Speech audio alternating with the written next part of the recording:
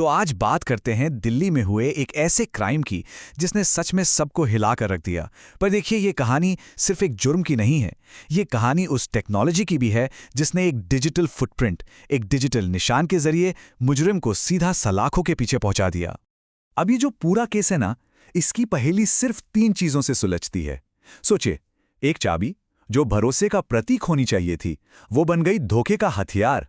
फिर सिर्फ 50 मिनट का वो डरावना वक्त, और आखिर में एक कैमरा जिसने हर एक हरकत को अपनी आंखों में कैद कर लिया। बस यही वो सुराग थे जिन्होंने पुलिस को कातिल तक पहुंचा दिया। तो चलिए, इस पूरी कहानी को ना एकदम शुरुआत से समझते हैं। और इसकी शुरुआत जुर्म से नहीं बल्कि उस दर्दनाक सुबह से होती है जब ये सब कुछ सामने आया। मतलब सोचिए, एक बिल्कुल नॉर्मल बुधवार की सुबह थी। विक्टिम के माता-पिता अपने रूटीन की तरह जिम से लौटे, लेकिन घर के अंदर जो उन्होंने देखा, उसने एक पल में उनकी दुनिया ही उजाड़ दी। उनकी बेटी बेहोश पड़ी थी। पुलिस ने जो बताया उसके हिसाब से पेरेंट्स ने अपनी बेटी को बेहोश पाया। वो उसे फौरन पास के हॉस्पिटल लेकर भागे, लेकिन डॉक्टरों ने उसे मृत घोषित कर दिया। और बस एक झटके में उस परिवार की सारी खुशियां खत्म हो गईं। तो जैसे ही पुलिस ने अपनी इन्वेस्टिगेशन शुरू की, उनका शक सीधा एक ऐसे इंसान पर गया जो परिवार के लिए कोई अजनबी नहीं था, बल्कि एक जाना पहचाना चेहरा था। अब पुलिस के सामने ना 2 बड़े सवाल थे। पहला, कातिल आखिर है कौन? और दूसरा सवाल, जो शायद इससे भी ज्यादा परेशान करने वाला था, कि वो बिना कोई ताला तोड़े घर के अंदर आया तो आया कैसे? और इसका जवाब मिला राहुल मीणा के नाम में। ये परिवार का ही एक्स डोमेस्टिक हेल्प था, जिसे कुछ टाइम पहले ही नौकरी से निकाला गया था। और देखिए, उसने जाते जाते घर की एक डुप्लीकेट चाबी अपने पास रख ली थी, और उसी चाबी का इस्तेमाल उसने इस खौफनाक वारदात को अंजाम देने के लिए किया। ओके, तो अब कहानी उस पॉइंट पर आती है जहां टेक्नोलॉजी, आप कह सकते हैं, सबसे बड़ी गवाह बनकर सामने आई। कॉलोनी में जो सिक्योरिटी कैमरे लगे थे ना, उन्होंने एक ऐसी डिजिटल कहानी रिकॉर्ड कर ली थी जिससे झुठलाना नामुमकिन था। सस्पेक्ट के कॉलोनी में घुसने से लेकर उसके वापस जाने तक हर एक पल, हर एक मूवमेंट कैमरे में कैद था। इससे पुलिस को एक बिल्कुल सटीक मिनट टू मिनट की टाइमलाइन मिल गई।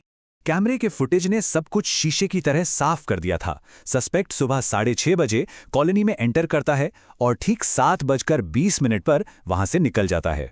यानी कुल मिलाकर सिर्फ 50 मिनट। जरा सोचिए, इस पूरे भयानक क्राइम को अंजाम देने में उसे 1 घंटे से भी कम का वक्त लगा। ये दिखाता है कि वो कितना शातिर और क्रूर था और उसकी प्लानिंग कितनी पक्की थी।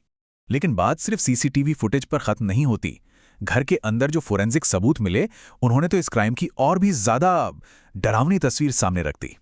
इन्वेस्टिगेटर्स ने घर के अंदर जो कुछ हुआ उसे स्टेप बाय स्टेप जोड़ा। सबसे पहले उसने एक भारी चीज से विक्टिम पर हमला किया, फिर एक मोबाइल चार्जिंग केबल से उसका गला घोट दिया। इसके बाद उसने लूटपाट की। उसने लॉकर खोलने के लिए विक्टिम के फिंगरप्रिंट्स तक इस्तेमाल करने की कोशिश की, लेकिन जब वो फेल हो गया तो पेचकस से लॉकर ही तोड़ दिया। और सबसे आखिर में, भागने से ठीक पहले उसने अपने खून लगे कपड़े भी बदले ताकि कोई सबूत न छूटे।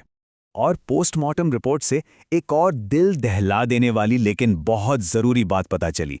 विक्टिम के शरीर पर, उसके हाथों पैरों पर कई चोट और खरोच के निशान थे, जो साफ साफ बता रहे थे कि उसने हमलावर का मुकाबला किया था और अपनी जान बचाने के लिए आखिरी पल तक लड़ी थी। तो ऑटोप्सी ने यह कंफर्म कर दिया कि मौत की वजह गला घोटने से हुआ दम घुटना ही थी।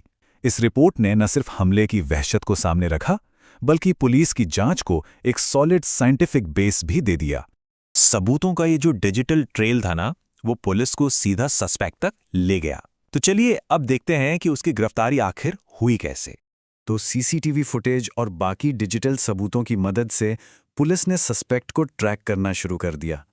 वो शहर से भागने की फिराक में था, लेकिन पुलिस ने उसे द्वारका के एक होटल से दबोच लिया। पर कहानी में सबसे शॉकिंग ट्विस्ट आना अभी बाकी था। जब उसे गिरफ्तार किया गया तो पुलिस के सामने एक और सच खुला, एक ऐसा सच जिसने इस केस को और भी ज्यादा संगीन बना दिया। पुलिस की जांच में पता चला कि दिल्ली में इस मर्डर को अंजाम देने से सिर्फ कुछ घंटे पहले ही सस्पेक्ट ने राजस्थान में एक और घिनौना जुर्म किया था। मतलब एक ही दिन में 2 भयानक वारदातें। ये सोचकर ही रूह कांप जाती है। ये पूरा केस ना अपने पीछे एक बहुत बड़ा सवाल छोड़ जाता है। आज के इस डिजिटल दौर में, जहां हर तरफ कैमरे हैं, जहां